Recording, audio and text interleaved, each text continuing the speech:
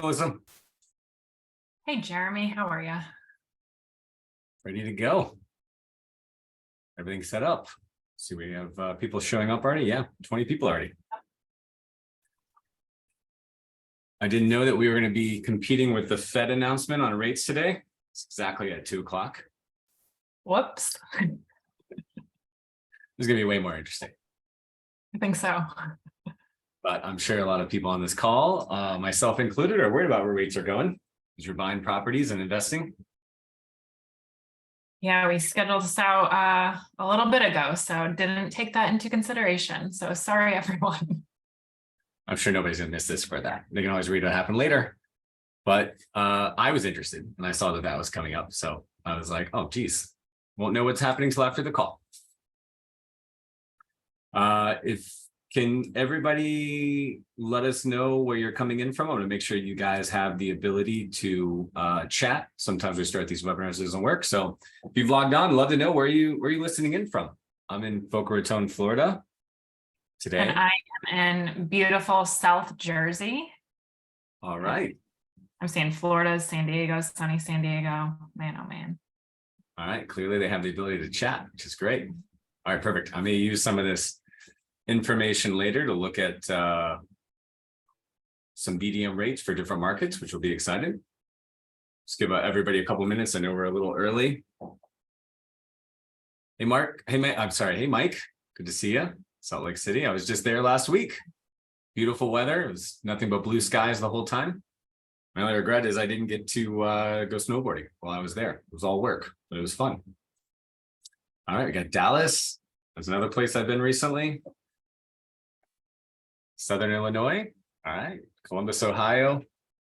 We got Chicago, another place I was recently, 2 weeks ago. Can you tell that Jeremy travels pretty often? It's not always that much.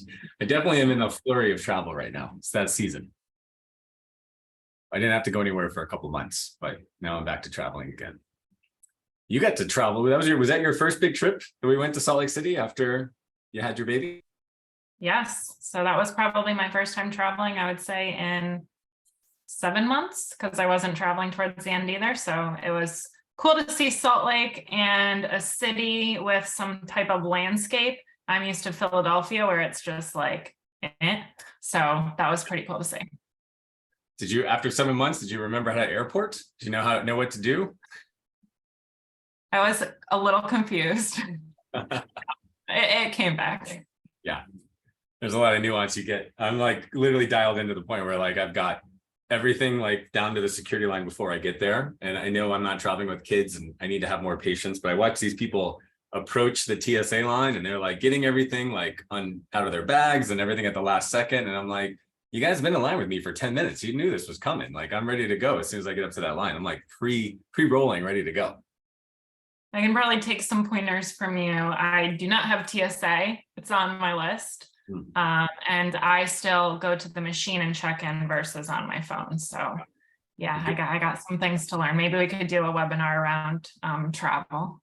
You're giving me heartburn. I've got TSA, I've got clear, anything to save time at the airport. I want to show up 11 minutes before my flight takes off and just get right out. Yeah. But I'll do 2 hour ahead. But yeah, we're here at 2:02, Jeremy. So maybe we shouldn't talk travel anymore. Yes, this webinar is not about travel tips, although I will always be on my pedestal about getting through security in advance. What is this webinar about? What are we talking about today, Melissa? So we're going to be talking about how many doors should your BDM be closing. I am super excited about this one because working for RentScale, that is probably the #1 question that I get. How many doors should your BDM closing? Okay. Well, we're going to go through that and a lot more. So we're excited to show you guys, kind of pull back the curtain, share with you some of the things we get to see. We're very lucky. We're working with around 100 property management companies at any given time, coaching around 60 full-time property management sales professionals, seeing their numbers on a weekly basis. And we know the market's changed. We know things are getting exciting. We know that the flurry of sales and moving rental properties is not happening the way that it used to. And we're seeing a difference in the numbers, and we want to share that with you. In addition to that, I want to share with anybody who's on the call who hasn't hired their first full-time sales professional how to decide how to basically evaluate that decision, how to make sure that that will actually be profitable for you, some things to think about, and just really show some solid baselines on what we're seeing working so that you guys have more confidence to invest in this if it's right for you. I'm a big believer in having somebody full-time in sales. One of the things I say all the time is if something is important to your business, you better make somebody full-time in charge of it. Because if somebody's not full-time in charge of it, there's always a lot of excuses and always a lot of other things that I was working on, myself included as the owner. And I know you guys probably can relate to this, but when someone like Melissa, who does business development for RentScale, has nothing else to basically be measured by but that, you better believe she shows up in a great way. And I know a lot of you guys know her. And I want you guys to have Melissa's on your team. Just don't steal my Melissa because she's spoken for and we're happy to have her. But I wanted to invite her along today to remind you of what a really quality business development professional looks like. Anything you want to add to that before I jump in, Melissa? No, I appreciate that. I would just say, as Jeremy goes through this, I'm sure some questions will come up. So please use the chat. I'll be watching it and hoping we can get all your questions answered. So please keep that alive. I'll be doing my best to do the same. But yeah, I'll pass it right back to you, Jeremy. Let's get started. All right, let's look at some numbers. Let's look at some case studies. Let's go through all this. So essentially, we just wanted to kind of bring you guys a report on what we're seeing for 2022 moving into 2023 at a macro level, talk about the difference in markets from different sizes. But the first thing I want to do, and let me redo that, is I actually want to share a quick video with you guys where a client's talking through kind of their journey of business development over the course of around 4 years. So you guys don't know Mark Ainley from the Chicago market. I'd like to introduce you. One of our favorite clients, not that you're not all our favorite clients, but Mark is doing some amazing things and I want you guys to see what he's doing in Chicago. My name is Mark Ainley, GC Realty Development. We are up here in Chicago. We manage about 1,300 units, about 1 million square feet of commercial space. We've been around for about 20 years now, but we really got serious on property management about the last 6 years. And in the last 4 years, we've been on the Inc. 5000 list of fastest growing companies here in America. So it's been a really exciting journey recently. Our original plan was to get into commercial real estate, like industrial. It's very hard to get into and we struggled and we did a couple deals here and there. Unfortunately, in 2006, my partner who I started the company with was killed in a car accident. In the weeks that followed the accident, I had a decision to make. Do I walk away from GC Realty or do I kind of move on and try to grow this to what we had? I said, man, like I don't think I can walk away from that. But then 2008 hit and the market crashed. Then all of a sudden investors started buying these properties that were dirt cheap. And it was those investors that were really pushing us to manage the properties. Now, it was a handful of years later where we really started to sell these properties to investors and they kept saying, Mark, please manage this, please manage this. It was 2014 where I said, you know what? We're actually a property management company. We do all these other things, but actually our main efforts on a daily basis is property management. 2016, me and my partner, Brian, we realized we got it to this level and that we brought in a third partner who we were doing development with, Cliff McHugh, and first thing he did was kick me out of operations. I basically was tasked to go and set up sales and marketing. When the phone rang and someone wanted new business, all of a sudden I felt an anxiety and a stress because now I had to perform for the entire company. I reached out to RentScale. I had 2 agendas. The first one was I had to get rid of this anxiety I had when the phone rang or I had to call a prospect looking for property management back. And what RentScale really helped me pull out was what our company's strengths are. They really dug into what's unique about our company, what's unique about our market, what's unique about our team. We ended up coining Chicago's responsive property manager. It's something we went on to trademark. Now it's a registered trademark. We use it everywhere.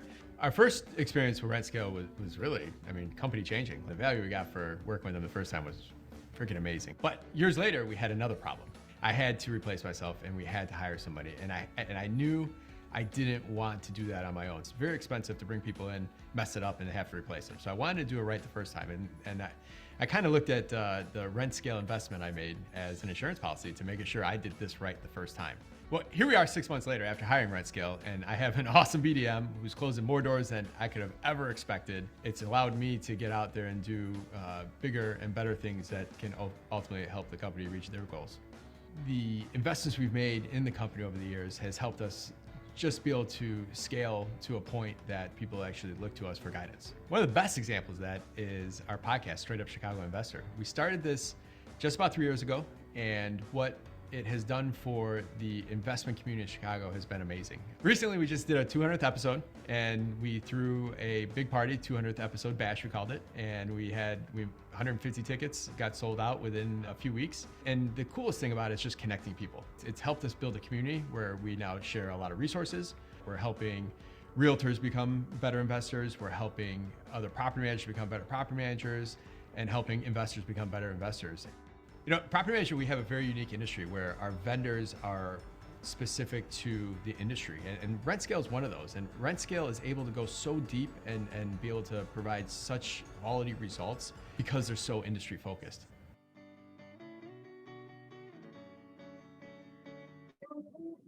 All right.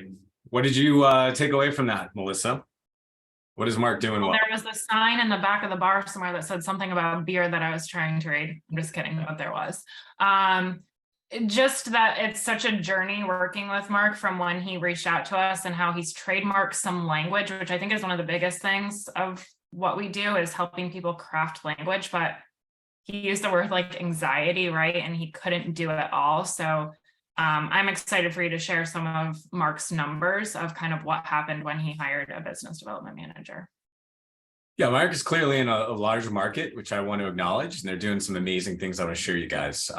So with Mark's permission, I'm actually going to take you into Mark's Lead Simple, and as promised, kind of show you, what they're doing. And Mark will be a great example of a larger market with a lot of maturity, and I want to walk you through what to expect. And then I want to contrast that with, maybe what some of you guys might relate to, which is a smaller market with less momentum, but still effectiveness. So let's jump into it and let's see what Mark has done in the last 12 months. So you're seeing it here. This is Mark's new business development report, sales effectiveness. So it's a little more than 12 months because it's got a little bit of March in here by the time I screenshotted it. So if we take out the 3 doors, 1 in March, basically they've closed around 193 doors over the last year. So you heard in the case study, they're around 1,300 doors. They're clearly in, one of the largest markets in the US. It's a heavy investment real estate market as well, which, some markets are higher home ownership, some markets are higher investor owned. Chicago, like many of the major metropolitans, there is a skewed ratio to more investors, which is great if that's you. But you can see here that it's not, super consistent. I mean, in June, there was a single door closed, and then in August, there was 35 doors closed. If you take the 91 deals closed and the 196 doors, I did the math before the call. I used a calculator because I'm a sales guy, and it was around 2 doors per deal. Now, again, when you work in these averages, that's going to vary. You're going to get a lot of single doors. You're going to get some investors with 15 and 16 doors. I know that Shay, their new BDM, was very excited. One of his first deals he closed was a 16-door deal this year. So you can see kind of how that averages out. So some of this was Mark before he turned it over to his business development professional, but you can tell that the torch has been carried in a really significant way. As you look lower in the report, you can see the numbers are still strong. So, essentially, this is what I want you to take away from this are a few things. Number one, the closing rate is not always going to be consistent, no matter how large you get. It would be amazing if we were always closing 5 doors a month, 10 doors a month, whatever it is. But the market conditions don't always allow for that. And also the marketing work that we do doesn't always facilitate that. So I really want to be thinking and zooming out and thinking over the concept of the number of doors closed per year versus the number of doors closed per month. So the other thing to look at is Mark has got some stellar lead gen. They're clearly marketing and prospecting. Mark is known really well. You saw the party he had. I've been to Chicago with him. He is a local celebrity. People want to meet him. Everybody in the real estate industry wants to know him. And so they have put in the work. And when I talk about momentum in a couple moments now and some of the factors that contribute to these closing rates, Mark and GC clearly have momentum. They've been around for a long time. They're doing a lot of things. So that's something to keep in mind as you think about that. The other thing I want to point out in this screen share is just the conversion rate. So everybody likes to talk about, I got like almost 100% conversion rate or a 50% conversion rate or whatever it is that you have. But when you think about generating 800 leads per month, you can't always assume that you're going to close half of those. So the more leads that you're going to be generating per month, the lower your close rate is going to be by nature, because you are going out there and you're inviting more strangers and more people to come into the process that you don't have access to. So I always joke, you probably heard me say this before on other webinars, when someone says, I've got 100% close rate, and then I look at I inspect their pipeline, they got 3 leads last month, and one was their mom's boss, the other was their brother, and the other one was a friend from high school. Of course you're going to close 100%. But when you start truly going out in the marketplace, you're inviting more people in, you should definitely expect that number to change a little bit as well. So Melissa, when people call us and they want to know, how many doors should I close? What are some of the things that you tell them? I say, wow, that's a great question. And that's why we're going to have a webinar on this. There's a lot of factors that go into it. So it's hard to say like, what is an average? We just looked at Mark's numbers, right? But there's a lot that plays into it. So I always like to consider, what market you're in. That's important to consider how many doors you're going to be closing. It also, we really have to look at who is the person in charge of closing the doors. So that's one of the biggest components, like who is that person? How much motivation do they have? Some of you might have someone doing part-time sales or full-time sales. There's another component. It also, we got to look at the leads. How many leads are coming in? And then I'm going to bring it back to the salesperson too, the BDM or the owner if you're doing sales. What are you doing to generate opportunity outside of the leads coming in? Because if we're looking at some of these close ratios and conversion rates, we know that referrals close more. So what are you doing there? It's hard, right? There's a lot of factors that go into it. So there's not like one answer of how many doors. Yeah, I think that one thing that everybody is expecting us to talk about is how effective should their BDM be? And so clearly, these guys are pretty effective. They're closing at a 15% rate of 800 leads. Hey, Jeremy, can you share just the slide there? You have some stuff in the background there. It's not full presentation mode. There we go. How's that? There you go. Perfect. Thank you. So clearly these guys are effective, which is really what our job is at Renscale to do, to make sure that we find the right person, we train them, that they're super effective. But the other things that Melissa just talked about are clearly variable. So if I plucked Mark or his business development manager, or even Melissa out and put us in another market, we may not have the exact same numbers. So these are the variables that I want you to consider. So just like a soundboard, if you're running a concert and you're running volume through, there's all kinds of levels that are going to control the output. I want you guys to think through all of these levels that you guys have control over, some of which we're a part of if we help you hire a business development manager, and some of which we're not a part of. Some things are just out of our control and out of your control, such as your market size. I mean, Mark is in Chicago, which is clearly the 3rd largest city in the US, maybe bigger than the markets that you're in.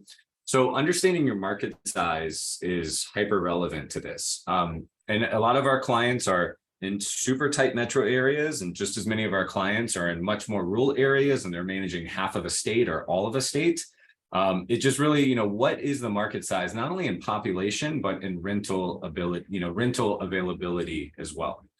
Second variable to consider as you're setting your guidelines and your expectations for what you should be closing if you hire someone is the momentum of the company. So when Mark brought on his business development manager, he already had the podcast, he was already out in the community. He had a huge list of leads that had closed or not closed. What do I mean by that? So momentum is your reputation. It's the way that people think about you. It's the number of people in your pipeline that you can hand over to somebody else. And it's your current clients who you can then reach back out to and ask for referrals. So imagine if you're a business development manager and joining company A, and they have 1,000 doors under management, and clients are very happy. And they can reach out to those clients and sell them more properties, or they can ask them for referrals, versus going to work for property management company B, which only has 9 doors under management. They have no pipeline. They don't have a ton of people you can reach out to. The momentum is very different, right? The momentum of the 9-person company is way down on the scale versus somebody like Mark's company where the phone is just ringing anyway, and people know who you are, and you reach out and you've already got some credibility in the marketplace. So consider the momentum you have, because you should expect more results from a BDM when you have more momentum, and less results at first for the first year, maybe 2 years, when you have less momentum.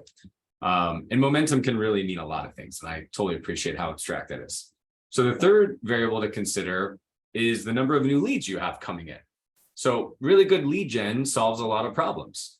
So if you've got the best salesperson in the world, if we pulled Mark and brought him into your company, or if I came to work for you tomorrow and the phone was ringing once a month, I would be expected to probably close less doors than if the phone was ringing 100 times per month. So this is also something that you control and that we can help you with, is the number of leads that are actually coming in. On a very similar side of the coin, not only the inbound leads are important, but how much time are you going to expect and invest and carve out for this person to actually go out there and prospect? So if new leads are inbound, prospecting is outbound. How much time are they going to have? How many resources are they going to have? How much training will they have to go out there and meet other real estate professionals, to generate referrals, to build a Dream 100 list of investors to start courting, and actually going out into the marketplace, introducing themselves and generating business? So these are all really important variables that will control how many doors you're expecting your BDM to close. I would say that unless you're getting at least 2 leads a day, every single day, 5 days a week, which equates to 30, 40 leads a month, you would want a full-time business development professional to be willing and ready to go out there and prospect. I've been on some calls with BDMs who say, hey, I'm past that point. I don't like doing outbound. I just wait for the phone to ring. I say, great. As long as you've got 40 to 60 leads coming in every single month, which is what I've kind of calculated as the right amount, where you have no more time to go out there and to network and to prospect, then you can actually get away with that. And we do have clients in that capacity. I mean, you saw Mark's numbers before. They're definitely in that point, and his BDM is still doing prospecting. So if you're an owner and you're hiring, you need to be having a conversation around how they're going to be using their time to turn that into business. And we're going to talk about that in just a second. And the last variable is, of course, your product. And I know we all sell property management. And no, I'm not saying that you have to have the cheapest product, but when I think about product, I think about the reviews you have, the testimonials you have, the way you've engineered your pricing. We've got clients now delivering some amazing things like 12 months of rent up front. We've got we've got clients with guarantees. We've got clients without guarantees. That's going to make your business development person's job easier. If your product is truly standing out in the market and you've truly positioned it and you know who your ideal prospect is, which is something we talk about all the time, and you've uniquely positioned the product to be the obvious choice for that client, then of course, you're going to close more business than if you're just generic and you say things like, all property managers do the same, we're just like everybody else, we just work harder, all those things that I've heard a million times on our calls. You have to make sure that the product is materially different in the perceived mind of the prospect so that they want to actually do business with you. Melissa, anything you want to call out from that, or anything you want to add before I push ahead on the variables that we talk about? I think everyone's variables are going to look different. Like, these levers are just examples, so you can probably have a better idea of what that looks like for you today. But when I look at these, there's 3 that really stand out to me that are absolutely going to go up when you bring someone in to do the sales for the company, and that's momentum, new leads, and prospecting. So that's kind of what I see when I look at it. Great. Todd asked, what's your general guidance on how much time a BDM should spend prospecting? I think it's going to depend on how many leads are coming in. So we're going to take a look at how busy are they in general, and then we're going to carve out some time, wall it off, and protect it. It might just be an hour a day, every single day. It could be that simple. You're already showing up at a competitive advantage if somebody's truly spending an hour of hardcore prospecting every day. For a smaller company or an owner, if you're on this call and you've got 8 doors and you've got nothing else to do, I mean, it might be like 2 solid days a week, So it is a volume knob that you have the ability to control, and it's going to depend on so many of these factors. So Great question that I just wanted to call out. So we invited you guys to show some numbers, which we want to do. We had this hypothetical leaderboard in our in our marketing, and this is something that we look at all the time in Scale Club. Yes, there are business development managers that have closed 60 doors already in 2023. It is possible, but going back to the last graphic, it depends on all of those variables. Some of you guys, that would be a very amazing goal to hit. For some of you, it would be unrealistic because you don't have all the right variables in place. And for some clients, this would be a letdown. You know, if you're in multiple markets and you've got all the right marketing and you're spending enough. So it really is all relative. So we have over 60 property management professionals in Scale Club. And so what we did is we kind of stack ranked the ones that were with us for the whole year last year. So we kind of took people, I think it was most of the year, if I remember right, and we tried to break them down. So of all the people that we spent the entire 22 with, this is how they fleshed out. So on the left-hand side, these are BDMs that averaged 0 to 1 doors per month. On the right-hand side, we've got a single BDM who's closing over 20 doors per month on average every single month. So this should kind of give you a sense of markets of different sizes. If you take the 10 and under doors, I mean, that's 66% of our community who's being trained and being worked on and held accountable. If you take 15 and under, I mean, now you got the 80%, 85%, right? And so only 15% of this cohort is in the 15 plus door per month. So clearly the largest stack was in that 2 to 5 range. So some of these people, that was their first year. We expect for people to increase velocity over time. But this is what we're seeing in our community of people that are, you know, committed, that are being trained and being managed on a regular basis. Some of them have different control levels, like I just showed you. They've got different amounts of leads. They've got different amounts of product differentiation and all of those things that we talked about. So just wanted to share that with you because I think this was one of the juiciest things we had to share in just full transparency. So what does that mean for you?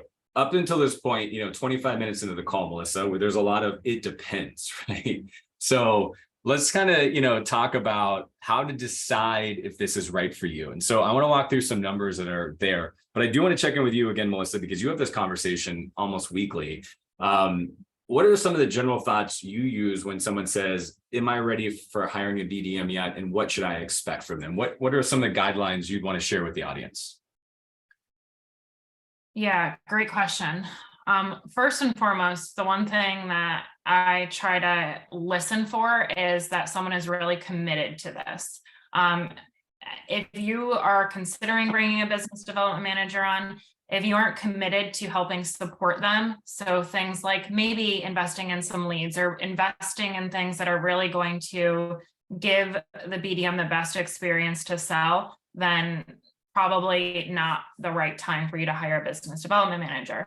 But yeah, there's a lot of factors. Like I said, we keep saying it's hard to exactly say, but I always tell someone a top performing business development manager should realistically be able to close a minimum of 100 doors per year. And that comes with the right tools for them, the right training, and the right coaching. Great point. I do like that. Since we can't really go through everybody on this call, you know, we've got 70 people on this call. We can't go through this situation. Let's give some general guidelines to build off what Melissa just said, which I really like. I say this all the time. If you just kind of approach me and say, okay, if you're never had a full-time business development professional and you're going to go out and hire somebody, you should have the expectation that this person is going to close 100 doors per year. That is an easy baseline that I can use to understand, okay, what would that cost? What support would they need? What would the training look like? Because it's very tempting to be like, well, I've got this cousin and she seems like she's good at sales and maybe I can make her part-time, or I've got this property manager and she seems a little bit more outgoing and maybe I can just make her property, you know, like in charge of calls. Not necessarily saying any of those things are bad ideas. I'm just saying when it really comes to stroking a check, deciding to invest in somebody, carving out time for somebody, this is the minimum effective dose where I want you to be playing ball, right? 100 doors per year. And you saw, you know, Mark was at almost the 200 doors per year, super large market, tons of momentum, lots of marketing firepower. And I'm going to show you a smaller market that still fits within this parameters. So We talked about the variables to consider, but what really matters for you guys, because we have some very happy clients that have a BDM closing 50, 60 doors per year, but it's solving different problems, which we're going to talk about. So number one, I'm a big believer that a full-time person should perform better than a part-time effort, no matter how many people. If you've got 7 property managers on your team and you're letting each of them do a little bit of, sales work and a little bit of business development, I can't tell you how many times we've seen the case study where we just take somebody like a Melissa and they've got nothing else to do but work on developing new business, and they're fully in it and they become an expert at it and they have nowhere else to hide their time. And then what happens to that company when they fully invest in that full-time person?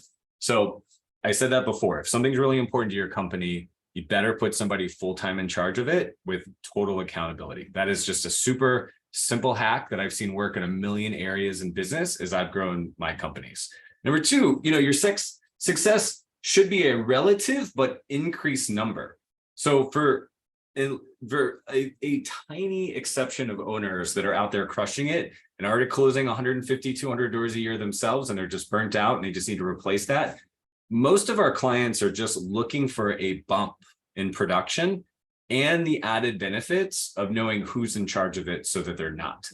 But of course, this has to make financial sense, right? So I don't want you guys to go from closing, 50 doors a year to 55, but now you've invested an additional $100,000 in a salesperson and marketing. That's not a winning proposition. So we got to make sure this makes sense overall, which is what I want to walk you through. So let's take a look at a smaller, maybe more relatable market for some of you guys. So I'd like to talk about a client of ours in Charlotte, North Carolina. So they closed about 100 doors in the last year, right? So right in that profile. I said it before, the more leads you get, the less you should expect your conversion rate to go. So whereas Mark in Chicago is around 15%, now we're looking at our Charlotte client around 26%, which is great. And I think this is very reasonable with the right marketing and the right product offering and all those knobs dialed into the right place. We've got clients that are even higher than that, especially if you drop this 524 lead total, which you might see on the left here, down to like 200-300. You should expect to be converting at like more of like a 40 or a 50%. But I'll tell you what, I'll take a 26% conversion rate at a 500 lead environment, rather a 50% conversion rate at a 100 lead environment, right? So you got to think about the benefits of this scale. It's also allowing you to be more choosy, attract the right clients, and not feel that need to hold on to the wrong owner. So that's something we talk about all the time at RentScale. I don't only want to help you scale your business, I want to help you attract more clients that you love. Because when you get more clients that you love, you're going to be happier as an owner, your staff is going to be happier, and a lot of things in your business are going to look a lot better than, continuing to put up or compromise your standards for the wrong clients. And so that's kind of a hard thing to quantify in a spreadsheet, but knowing that you can be choosy, knowing you bring on the right clients is something that we really care about and try to give to our clients. So you can see here again, it's a little bit lumpy. We've got March, well, it's just March, so it's not over yet, but we've got some months here where there's 2 and 3 doors, and we've got 14, 12, 11, a little more consistent than what we saw. But I think this is a great profile for what we would expect out of a top performing business development manager when we have all of those levels dialed in. We've got the right market, the right product, we've done the work, we know how to differentiate, and we're expecting them to outbound and bring in leads as well as provide them leads. This is a very doable year for what I think you guys could be doing in your company. So what would you pay someone to close 100 quality doors for your firm? Think about that. So if you knew you were going to bring in somebody, and if you're doing all the business development now and you don't want to be doing it anymore, or if you're kind of crowdsourcing it amongst the company and it's hard to predict, and you would bring in a full-time person and expect them to bring in 100 quality doors, what would you gladly pay them? Not the minimum, right? But gladly pay them so that you retain them and that they work for you. We all know about the talent crunch. We all know how low unemployment is and how hard it is to find somebody. So we really want to make sure if we bring in the right person, that compensation is not a reason to lose them. Do you agree with that, Melissa? And anyone add to that? I agree with that. Not much to add to that, but yeah. Okay. you're still with us after 4 years. So hopefully we're doing something okay with the compensation model. I'm still here. Still here. Yeah, super important. That's what we want you guys to have. Sorry, I lost my window there, so I'm going to reset. So let's talk about how we do that. So I'm just going to walk you through what we do and what you would expect to pay for somebody to close 100 doors per year for you. So we've got some tools we look at. We've got some experience. So the first place we go is talent.com/salary. And it's an amazing tool. You can put in any term. So in this case, you might put in business development, or you might put in sales, and then you put in your location. So I put in my hometown of Boca Raton. By the way, steal this for maintenance coordinators, for property managers. I think this is a really good guideline. And then not only can you kind of see the arc of what the median is, but you can see what the high range is. So in Boca Raton, business development is spanning somewhere between 50,000 and 150,000, giant range. Median is 77. What I would actually do if we were consulting is I'd actually start clicking on some links. Like, so below this, you could actually see what some of those jobs are. And then, yeah, if I find someone that's closing 50, but they're not asking for any specialized knowledge at all, but then I find 150 and it looks a lot more like what we're doing, I'd start to really look into that. So this is just a superficial, high-level way to kind of gauge. So this is what we do with our clients when they're ready to hire. And we say, okay, what does it look like? So my recommendation to you, the strategy that I would use is I'd kind of find what are the jobs like, put myself in the shoes of the person I want to attract, and I'd probably just up it a little bit. So if I went through all these ads and I found, okay, people that are hiring the people that I want to hire are paying around 80, I would say, okay, well, I want to pay 90 and I want to attract that person, and hopefully they'll call me and look at my ad instead of the other ads. Now, then I need to reverse engineer the comp model to make sure that they only make that if they're with me a whole year and they're closing 100 doors a year plus, or in your case, it might be 200 doors. If you got insane, we've had people come to us that have insane lead flow, and that person's going to trip over 100 doors a year if they just answer the phone. Well, then we might change that comp model a little bit to say, okay, the person I'd want to hire would actually close 200 doors and I'd pay them 150, and they'll reverse engineer that. So as you guys know, with inflation, with the wage pressure, domestic talent is requiring more than ever. I do believe that a really good business development professional is worth it as long as they're performing. So this is probably not an area you want to outsource offshore unless you can find a way to do it, because this person should be going to local meetings. They should be doing business development. They should have local knowledge. They should know everything about all the areas of Boca Raton and the difference between Delray and Boca and Deerfield and how much rent would command. Those things are really important for this person to develop over time. So if we go to talent.com/salary, then you can basically really find out what you should be paying. And then you need to reverse engineer. If you reach out to our team, we'll show you our comp model. It's a combination of base and commission. And what are the other kind of guidelines, Melissa, that you'd want them to understand about how we compensate a BDM? I think when we look at commission, it's probably one of the most motivating factors for a salesperson. So really making sure you have the right compensation plan in place. And if you're looking for a business development manager, we always like to share, first year expectations, second year, third year, because that's what's going to motivate someone to stay long-term at your company too, which is what we want a business development manager to be doing, especially if they're out there building the relationships and networking. But when we look at compensation, like Jeremy said, base plus commission, we really like to see a base that is something that is good, but it doesn't get them super excited, right? Their job is sales, so they better be selling, and that's where the commission comes into play. We really recommend a tiered commission structure because that motivates a business development manager to keep selling, to keep working. But yeah, as Jeremy said, you can reach out to any of us. We'll send links out after this call. Happy to walk you through a compensation plan of what that would look like for your market. And just briefly, can you explain what you mean by a tiered commission structure? Yes. So tiered meaning the more doors you bring on as a business development manager, the more you make.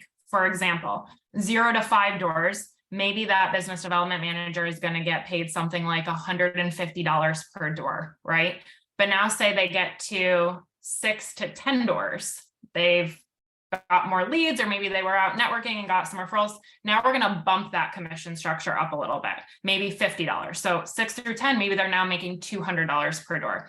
And as they keep climbing, they're going to make a little bit more. So that's really where a commission structure can motivate a business development manager. And I'll tell you, I'm in sales, so clearly I'm motivated by something like that. But it's one of the top things that can attract and motivate a BDM to keep selling.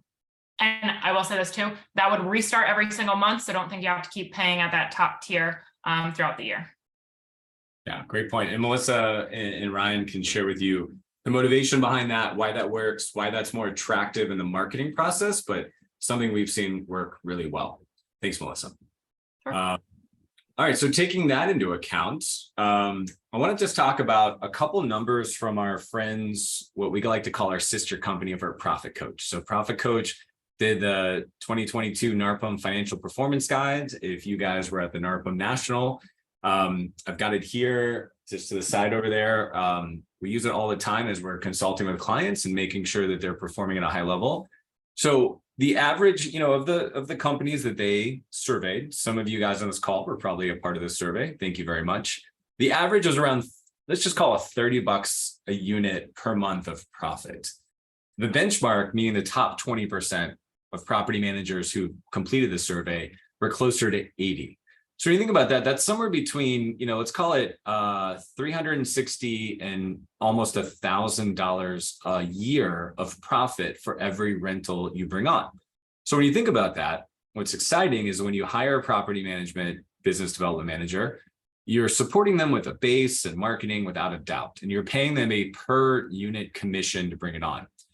The beauty is you pay that per unit commission one time, and then we reap the benefits of having a recurring business model, and we can collect that profit and that revenue for years.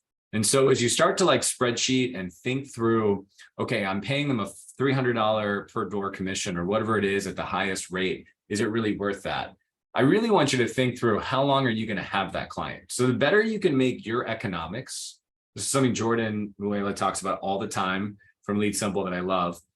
The better you can make your business economics, the more you can invest in really superstar sales performance and killer marketing. So there's an argument to be a more profitable, more well-run, more optimized company, not just so that you can buy a bigger yacht at the end of the year, but so that you can actually keep up from a competitive standpoint. And then as other clients are spending more on leads and they're hiring better and better salespeople, and they're investing more and more into software and solutions, you have the resources to not only keep up, but to outcompete. And so that is a really important thing I want to say.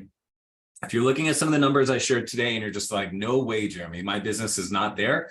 Well, then this may be the one point where you don't hire RentScale and you just need to work on your operations and the mechanics of your business, because none of us as business owners are going to regret having a healthier, more competitive business, right?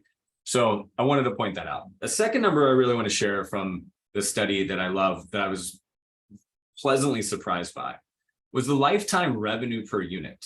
So Profit Coach learned that within this study, the average lifetime revenue over the course of several years of acquiring a property management client was $16,000. The benchmark was almost double that, which is pretty crazy. There's a huge disparity. So let's say you have a property manager and they're closing 100 doors a year from you, and you're reaping $30,000 per unit on average. If you're in the benchmark study, you're going to ask me, how many salespeople can we hire, Jeremy? Because that's a pretty good value proposition. So I really want you guys to think about that. And if anybody has any questions, if I'm going too fast, I'm the sales guy and I'm keeping up with math. So I feel like it's pretty simple. But basically, you bring on a new door, and if you are running a healthy business and you've got customer loyalty and you're in a good market and the investors are staying with you, you might have somewhere between $15,000 and $30,000 of revenue from every door closed. And again, you only pay that business development manager one time to bring on that, and you only pay for the lead and the marketing and any other support you do one time. It's just like buying a rental property. It's just like buying a stock that pays dividends. You pay for it once, and you can reap the benefits as long as you own that asset. So let's just say you make a 1-year investment in a BDM. And again, their first year, they may not close 100 doors. It may take them 3 or 4 months to get ramped up. And then we may start this clock around the 4th or 5th month. They're with you for a year. You pay them somewhere between $70,000 and $120,000.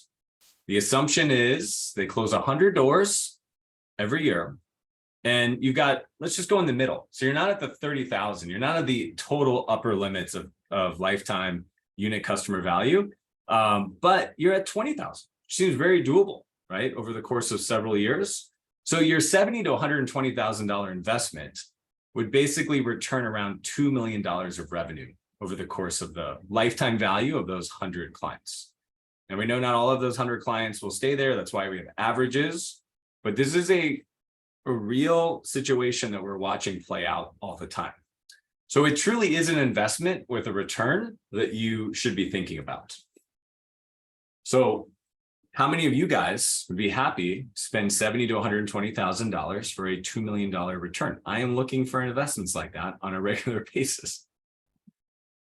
So let's see, do I have the poll?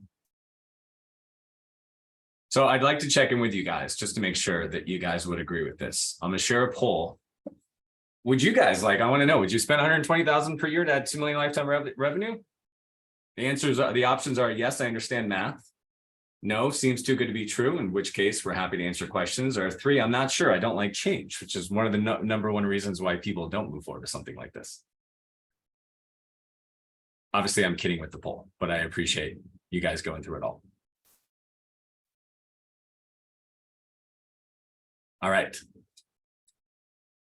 So pushing ahead, but does it cash flow? So Melissa, what are some of the ways that our prospects are trying to get their head wrapped around this decision when they come to you and they decide if they can afford a BDM yet?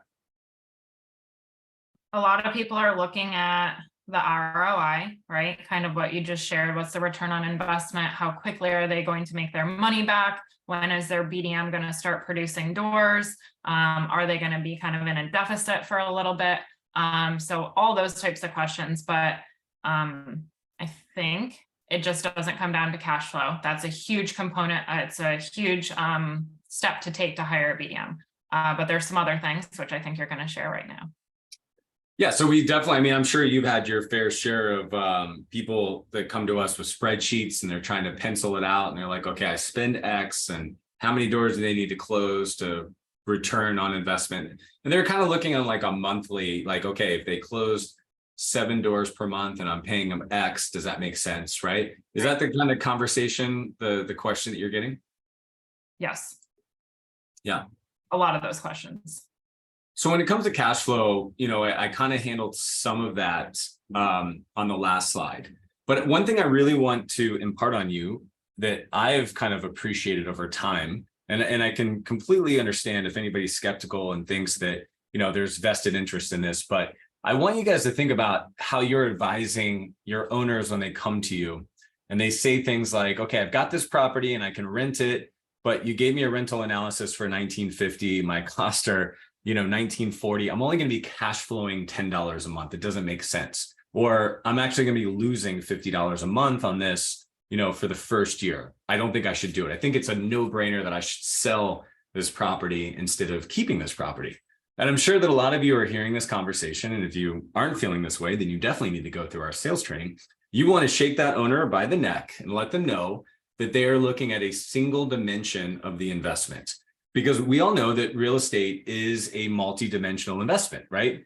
So we not only have the cash flow, which is what everybody cares about. Anybody who's read Rich Dad, Poor Dad or heard about cash flow investing is going to be like, I can only invest in properties, the cash flow. But we also know that if you're in the right area and the market's on fire, things will appreciate. We know that you may be only cash flowing $12 per month, but there is a mortgage on that property that you do not have to pay, that somebody else is paying down for you, which is pretty much the most fantastic thing I've ever realized about real estate. And then, of course, if you're a high earner, you're maybe making investments purely on a tax benefit basis. So maybe I can buy this property or keep this property. And yes, I'm only making $12 a month of cash flow. But if I cost segregate this, or if I find a way to depreciate this correctly, now I'm saving, 20, 40 more $1,000 off of a tax bill that I have to pay otherwise. So we all understand on this call the multidimensionalism of a real estate investment. And so I want you to think back about the video I showed you with Mark at the beginning and how he said, now that I'm not in sales, I'm able to go invest in these other areas. So he started the podcast and the community, and he's using his time, not worrying about sales anymore, to basically go out there and create additional leverage for his company. So clearly, I've got Melissa and Ryan on my sales team. This is a great example. I would not be able to run this webinar because I would be immersed in client calls and running everything because I would be the only salesperson in the company. And so by having somebody like a Melissa and Ryan, I can free myself up to do more things like this, which are probably the highest and best use of my time.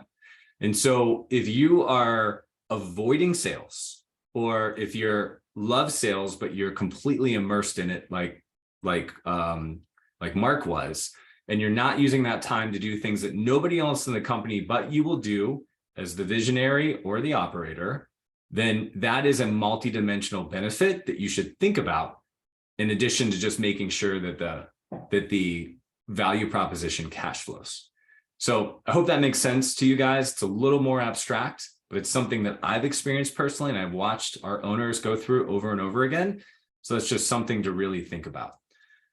So the last thing I want to really share is capacity is inventory. If we were running a supermarket and we ordered 1,000 loaves of bread, and the customers didn't come in for whatever reason, because we're in Florida and there was a hurricane season and nobody get to the store, or it's the pandemic and you're not allowed to go to the store anymore, if you guys remember that, and you basically let 300 of your 1,000 loaves of bread rot. That is wasted money, right? You can never get that back again. Well, we're not in a product business, we are in a service business. And when you are paying people salaries and you have capacity and you're paying for software, that is your inventory. So if your entire available management capacity is 200 doors without spending another dollar of fixed costs, now sure, you may have some variable costs that you'd only pay if you got that person, but with the same amount of staff and the same amount of software and the same amount of overhead that you have today, you can be managing 200 doors, but you're only managing 160. You are literally wasting 40 doors of capacity. And so the scales of growing a business is increasing inventory, increasing capacity, operational ability, while simultaneously increasing new business capacity. If you overdid the new business capacity, then you can't service the business. And that's a pretty obvious problem that most people on this call would see as a giant red flag and they wouldn't do. But the silent killer that a lot of us don't think about is that if you continue to invest in capacity and you're not keeping up with that amount of business, you are burning cash every single month. And that's the crazy thing about running a service business, is your inventory typically expires on a cycle like a month. And so if you've got the property management capacity and you're not filling it, you are losing money. And I want you guys to think about that. And so as you scale and as you grow and you make these investments, just make sure that you're balancing the scales as you grow, because otherwise you've got a lot of waste that you're not even thinking about, and that's stealing from your profits. And Danny from Profit Coach would not be happy to hear about that. I won't tell him, but he will find out. So in conclusion, if you want to grow your business, it's not really inbound or outbound. We're a big believer in all bound. These are your options, right? So you've got inbound leads from campaigns. You're spending money. We like to call this check equity. You've got check equity, you're spending money, you're marketing. On the other side, you've got a BDM or an owner who's doing all the business development themselves, right? So they're out there proactively prospecting. That's the sweat equity. The only way to grow your business is sweat equity or check equity. And we believe in both. And we actually think they're multipliers when you do both. So when you hire a full-time BDM, or if you, the owner, are fully committed to it, then it's simply about creating these opportunities, being persistent, following up, knowing which ones are right, and ready to actually engage in the sales process. We call those sales qualified leads. That's what the SQL is on the screen. That's somebody who's fully ready to engage. They've got a timeline in their business development journey, and they're ready to have a conversation with you about hiring you. Now, if you're out there doing inbound leads and you're generating marketing, Some of those people are also going to be sales qualified leads. You're going to get really lucky, but a lot of those people are going to be marketing qualified leads. So if you've got like guides on your website that you want them to download, or if you're running YouTube videos, you're getting subscribers, these people are not ready to talk to a salesperson yet. And so it's all about nurture. It's everything Jordan's been teaching you guys since I came in this industry over 5 years ago. It's about nurture campaigns and follow up and keeping them in the funnel, keeping them highly engaged until they raise their hand and they're actually a sales qualified lead. And then from there, it's all about salesmanship and all the things we teach, having the right playbook, unique differentiation, and truly being able to sell them and turn them into new customers. I cannot create a more simple view of your path to growth than this document. So it's all about all bound. You guys decide, am I doing check equity or sweat equity? Am I doing each of those right? Am I nurturing those people in the meantime? And do I have good enough salesmanship to convert those people into clients? And then once I have them, am I selling them more and more, getting new properties, getting referrals, whatever that is the way you build your new customer machine. So just to recap, think about the variables. The answer is going to be different for everybody, but that's what we're seeing. So can you guys close 100 new doors a year? That's kind of the baseline. And should you be expecting more than that or less than that based on these variables? So Melissa, do we have any questions that you want to cover? I did see a bunch coming up in the chat. Jen, thank you for answering some of these. I do want to ask you one question real quick before I jump into some of these, because I know we have like 6 minutes here. Characteristics of a top performer. So if you were looking for a business development manager, what are the main characteristics you'd be looking for? So I'm looking for the right mindset. We talk about the 3 C's all the time here. So coachable, committed, and caring. If they're not coachable, they think they know everything. If they're not committed, meaning that they're not, willing to do whatever it takes, because it does take a lot to be, really stellar and world-class in sales.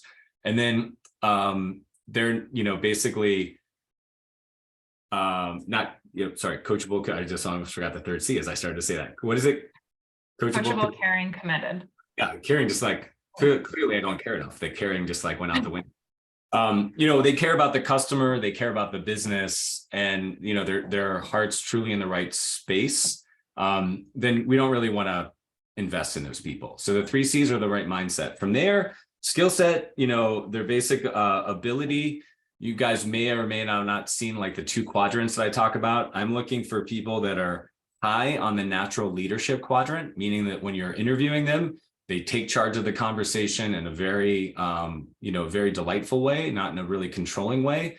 They have a high propensity for leadership. And as a top performer, not to be a rainmaker, not to be a lone wolf, they have a high appetite for process. They want to do it the best way. They want to learn what works. They want to do it consistently. And when they find out something they're doing is not working, they're willing to change it. And they don't want to reinvent the wheel every time. Those are the things in the back of my mind every time I'm in an interview with a salesperson. I'm glad you brought that up about the kind of rainmaker and the lead generator. A lot of times I get asked the question, can my property manager also do the sales, or can my leasing agent also do the sales? And one of the things is both of those individuals have different core skill sets. So I always joke, and I probably got this joke from you. Actually, I know I did. That was a joke within a joke. But if someone is working as a property manager and sales at the same time, and you show up on a Monday and they have 5 inbound leads or 5 calls that might be interested in speaking, or they have 5 of their clients who are having issues or something around tenants or maintenance, sales is going to default to one and property manager is going to default to the other. So when we look at characteristics, kind of thought about that as well. I said, exactly. We talked about compensation for motivating a top performer. What other things do you think truly motivates a top performing sales professional? Well, I think all the levers on the little volume knobs that we showed, that show them that they got a product that is clearly better than their competition. Show them that you guys have momentum in the marketplace, or you're willing to invest in momentum.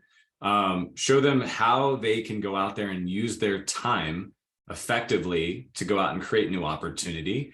And then, of course, show them that you're also marketing and you're going to be bringing in leads, right? So I'd almost just say, if you just look at the volume knobs that I showed today, and you can have a plan for each of those, even though the BDM is responsible for some, but the plan is, here's how you do it, and we're going to train you. That's what they're looking for. They want to know that they're playing a game that they can win. I like it. One last question, and if anyone has others, just put them in the chat real quick. We have 2 minutes left.